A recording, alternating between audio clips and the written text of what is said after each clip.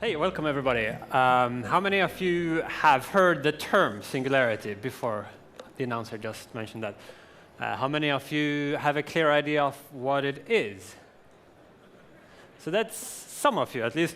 Now, I don't really have a clear idea of what it is myself, because I don't think that the idea is clear. But we'll pick it apart a little bit today and maybe gain some insight into that.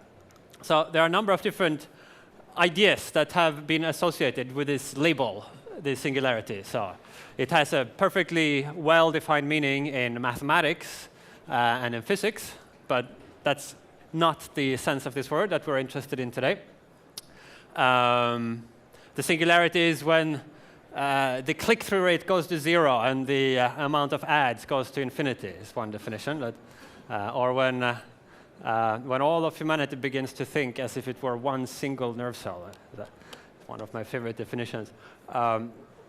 It's usually associated with this idea of exponential progress, Moore's law, an event horizon, the idea that we will somehow merge with our computers.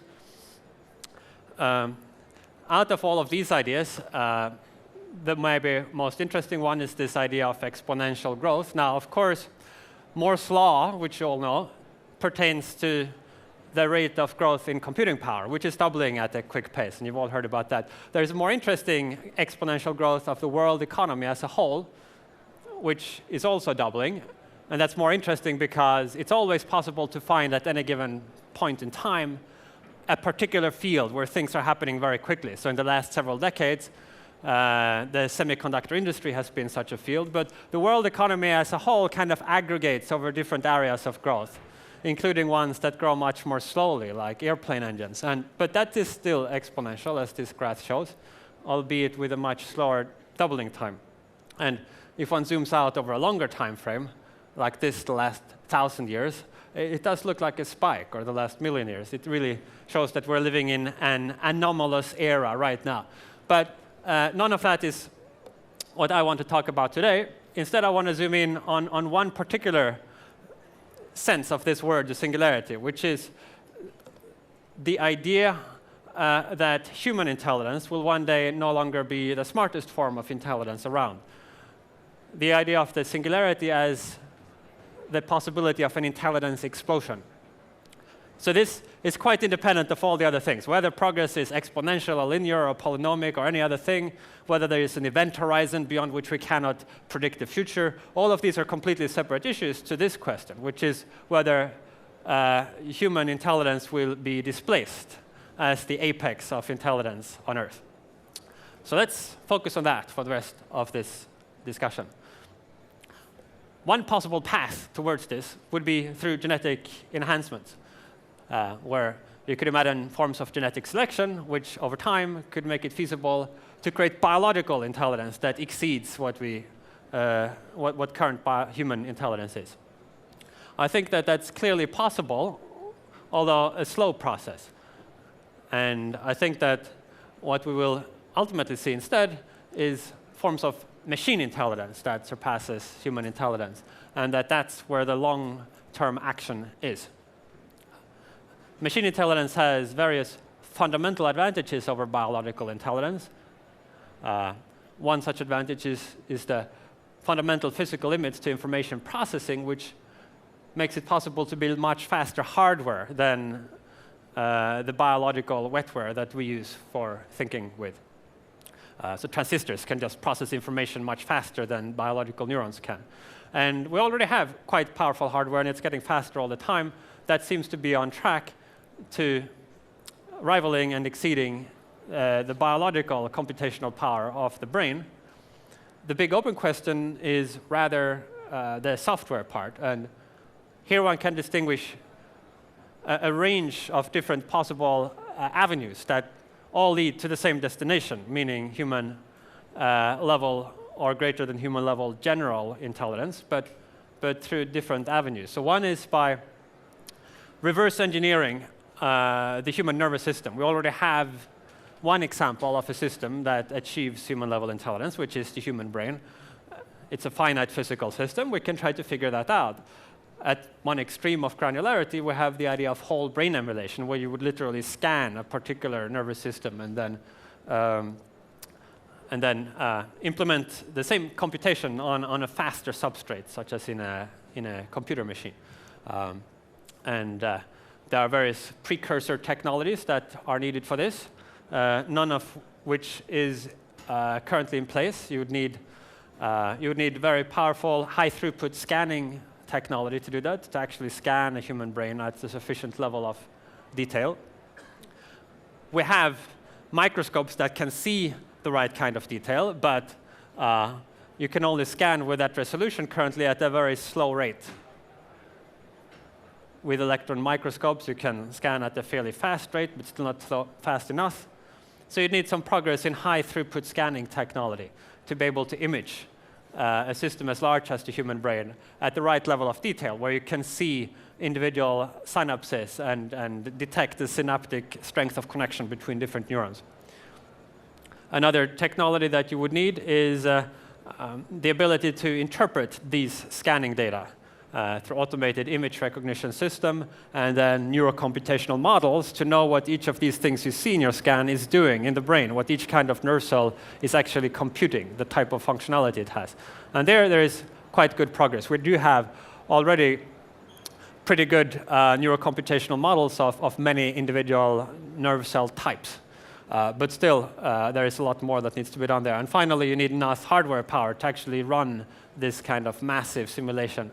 It's not clear we quite have enough hardware capacity to do this yet, but that looks to be broadly on track. Now, depending on which of these technologies turn out to be the last one to arrive, you get different scenarios.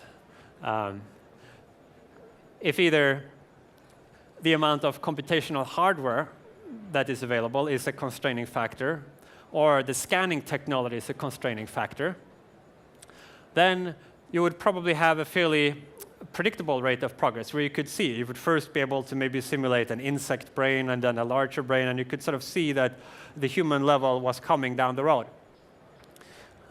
If, on the other hand, the second factor, that is the modeling part, was the last component to arrive, then you might have a sudden breakthrough. You have a hardware overhang. You have more than enough hardware, and you might have all the scanning data already there. You're just not sure exactly how to run this kind of simulation because you're lacking some key insight into the neurophysiology of these nerve cells. Then, as soon as that last modeling insight arrives, you might then suddenly be able to create human-level brain emulations before you've had many years of experience with smaller animal brain emulations. Like right now, we can't do even a small animal. We can't even do C. elegans, which is a little nematode worm with 302 neurons. We have it all mapped out. We know what all of these 302 neurons are, but we don't know the sign of the, we don't know which neurons are exciting which neurons or which one are inhibitory neurons. So at the moment, we are basically at sort of level 0.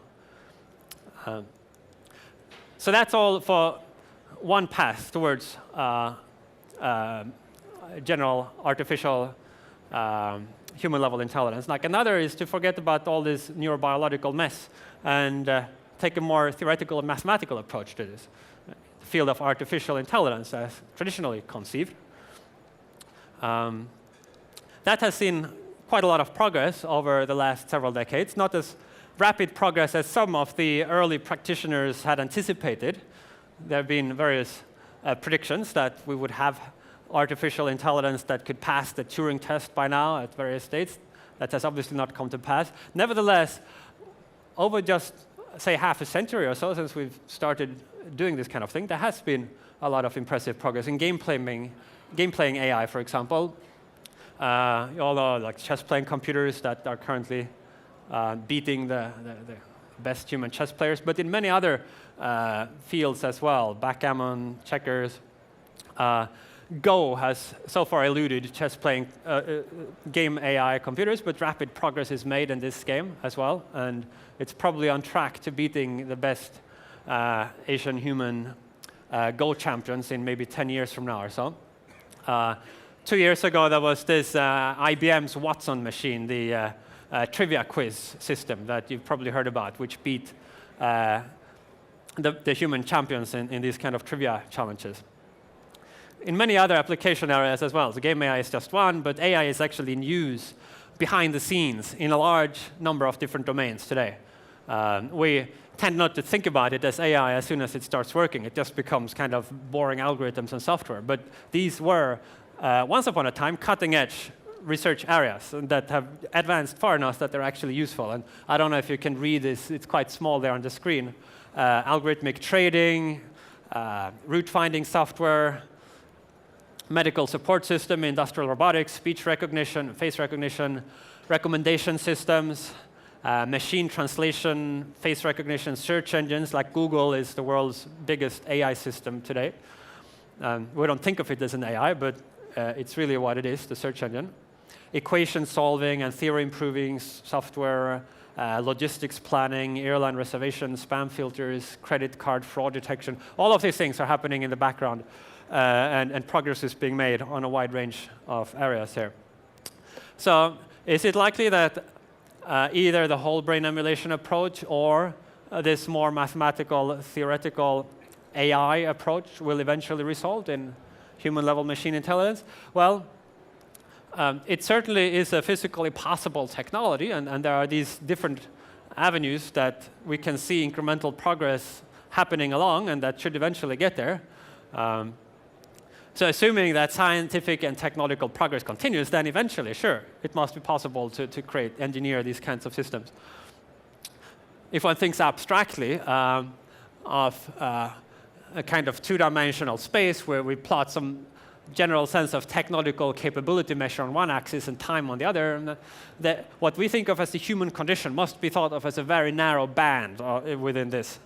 Out of all possible levels of capability that a species, a technological species could have, the modern technological state is a very narrow range there in that. Like if we have too little capability, ability to sustain too few individuals, we would go extinct. And if we have more capability, we might be able to reach a more technologically mature state where we can colonize space, have superintelligence, and all these other things. And in between, there is the current human condition, which we think of as normal and permanent, but it's really a huge anomaly in historical time frames, and it's not going to last forever. So in that abstract sense, sure, it should happen one day. But what about when? And the answer to that is that nobody knows. We did an opinion survey last year. We had a conference that we organized in Oxford with some of the world's leading experts in the field of artificial general intelligence. And for what it's worth, the median opinion there was that there was a 50% chance of human-level AI by mid-century, but with a wide kind of interval around that. So the 90% confidence interval was up at 2150, and some 10% chance that it will happen much sooner, but roughly 50% chance by mid-century. Now, this is a very small sample, and also the people in this field might have a tendency to be over-optimistic. Like, if you didn't think it was possible, why would you devote your life to the field of artificial general intelligence? We are currently running some bigger opinion survey to poll a wider range of researchers in machine learning and robotics and relevant fields. But the bottom line there is that we don't know when. We should therefore, I think in terms of a very, rather than the point prediction, think in terms of a probability distribution, and a very smeared out probability distribution at that. So some probability it could happen surprisingly soon, within a couple of decades, some probability mid-century, some probability later this century, and maybe some chance that will never happen, that we will ruin our civilization through some other means before we get to this. So far about the question of whether we could have machine intelligence rivaling and then exceeding human intelligence. Now, there is a separate question here which we can distinguish from the first one. So the first is like, how long will it take till this time? I said we don't know, but we should assign some probability to a wide range of outcomes. The second question is, if and when we do reach this point where we have human-level machine intelligence, how long will it take from that point onwards until we have radically superhuman machine intelligence? This is a separate question. You might be very pessimistic in terms of how long it will take to get to human-level intelligence, but you might still think that if and when that ever happens, it will be very quick till we get to superhuman intelligence. That's a consistent view to have. So let's, for the next few minutes, focus on this other question, the steepness of the takeoff, if you want. Like, what happens after you reach human-level machine intelligence? And you can distinguish different kinds of scenario here. You could have like a slow takeoff, where it would take maybe decades or centuries after you get to human-level machine intelligence until you get something radically superhuman. A fast takeoff, where this would happen in maybe minutes, hours, or days, and then like intermediary possibilities. The singularity hypothesis is often associated with the idea that the takeoff will be slow or intermediate, at least, that it will not take decades or centuries after we reach human-level intelligence till we get superintelligence, but rather that it will happen quite quickly. The hard thing is to get from here to human-level intelligence. Maybe that will take many, many decades or longer, but once we get there, it might be a very explosive growth from there on. So how can one think about this? Well, if you have some system that has reached human-level intelligence, it might then improve its intelligence further, and what determines the rate at which it would gain further intelligence? So you could sort of divide that schematically into two factors. On the one hand, it depends on how much optimization power is being applied to improve the system. And on the other hand, how hard is it to improve the system? Let's call the latter factor the recalcitrance of the system. How hard is it to improve? And so the rate of improvement would be a function of these two factors, how much effort is going into improving it and how hard it is to improve. So those will determine the rate of increase. Now we can think of each of these factors separately. So let's look first at optimization power. So there's some system, an AI, let us say, and it's being improved by the project that is building the system, the programmers that are working on refining it. And there's also some optimization power coming from the rest of the world. Let's say that the world in general is producing better computers, and then the product might use these faster computers to run the system. So there's some general contribution just from advances in computer science and neuroscience or hardware that also flows into improving the system. So this is the way that AI systems look today. There is some amount of optimization power coming from the programmers and from the wider environment. Now, when the system becomes sufficiently intelligent, say as intelligent as a human programmer, it can start to contribute optimization power itself. It can apply its own intelligence to improving itself. And the magnitude of that contribution coming from the system itself will grow as the system becomes more intelligent. And so at some point, the amount of optimization power from the system itself will start to exceed the amount of optimization power coming from the outside world in this scenario. And we can call that the crossover point. So up until then, optimization power might be roughly constant, although maybe people start to work harder on the system when it gets closer to succeeding or when it starts doing something useful. But after that crossover point, you get this additional feedback loop, which can greatly increase the explosivity of that phase of the takeoff. Another factor is the recalcitrant. How hard is it to improve the system? So even if you had a lot more optimization power going into the system, you might still not see very rapid progress if you had a situation where, say, the low-hanging fruits were first plucked, and then it got harder and harder to find subsequent improvements. Then you might spend an increasing amount of resources for a decreasing yield of progress. Now, it's a big question, which we won't have time to go into in detail, is how does the recalcitrance look like for improving a machine intelligence in this region where it's roughly human-level intelligent? But a couple of observations suggest that the recalcitrance might not be high at all. It might, in fact, be quite low. So one is that once you have a human-level intelligence, you could at least get speed superintelligence just by running it faster. And we know that it's quite easy to improve hardware. We have this exponential increase in hardware capability, which we've seen for a long time. So even just that, without any further improvements in software, would result in a kind of speed superintelligence just by sort of allowing the same system to run on faster hardware. You could have a human-level intelligence that is 1,000 times faster than a human, or than 1,000,000 times faster. But there are probably also improvements in software that you could run that would boost this even further and limit the recalcitrance. And we tend to think of the human range of intelligence as spanning this like Einstein at the top as this giant genius, and then sort of the dumbest person we think of, the village idiot at the bottom, and that's a huge distance there. But I think a more accurate picture would be to think that we have sort of the 0 point being current AI systems, and then somewhere high up here we have like a mouse, which is far more intelligent than in some kind of general intelligence sense than anything we have today, and then a chimp, and then maybe a village idiot, which is a little bit more intelligent than a chimp, and then Einstein maybe just slightly more intelligent than a village idiot on this scale of absolute intelligence. Like we tend to obviously calibrate what we think of as dumb and stupid to fit the human range.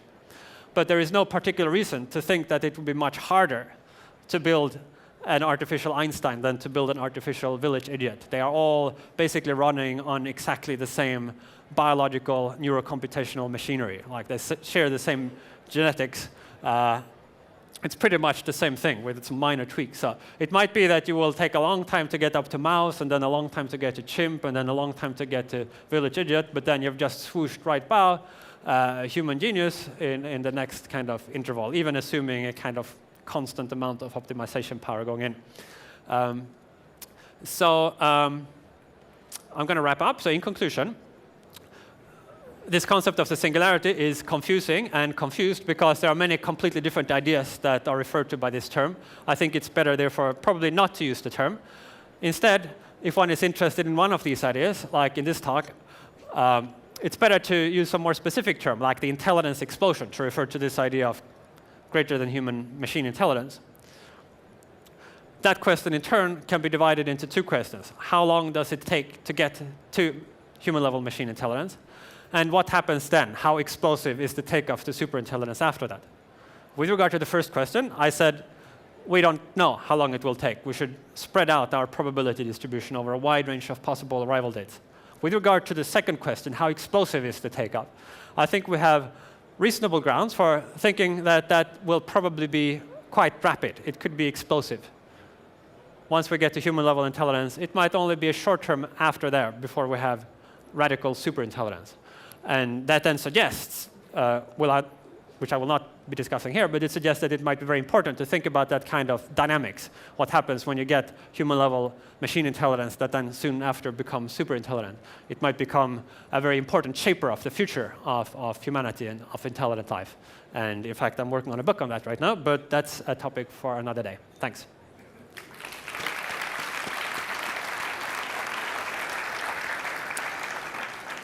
Right, thank you very much. I won't be talking about the singularity, but about the intelligence explosion.